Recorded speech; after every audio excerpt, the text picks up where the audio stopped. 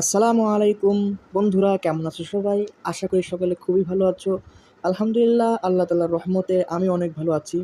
তো সকালে ঘুম থেকে উঠে বের হলাম মাঠের উদ্দেশ্যে। কারণ আমার আব্বু গিয়েছে বরে, সেখানে পান ভাঙছেন, তা আমাকেও সেখানে গিয়ে সাহায্য করতে হবে।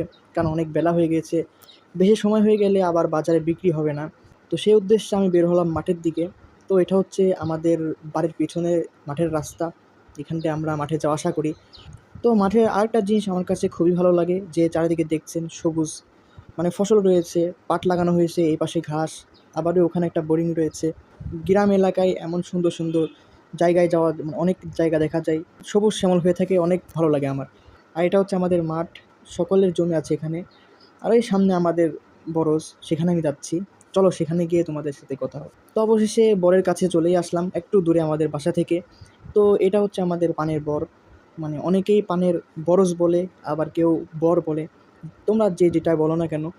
এটা হচ্ছে আমাদের পানের বরজ, অনেক দিন বয়স হয়ে গেছে, এই জন্য এই অবস্থা। এটা হচ্ছে আমার মেজব্বা, তিনি পান গুছছেন। আর এগুলো সব গোছা আছে, আমিও গোছবো। পান গোছার পরে কথা হচ্ছে। তো বন্ধুরা, পান গোছা শেষ, এখন আমি বাসায় চলে যাব।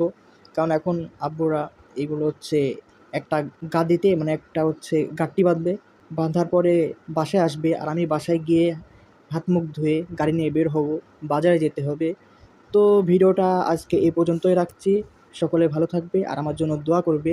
আসসালামু আলাইকুম।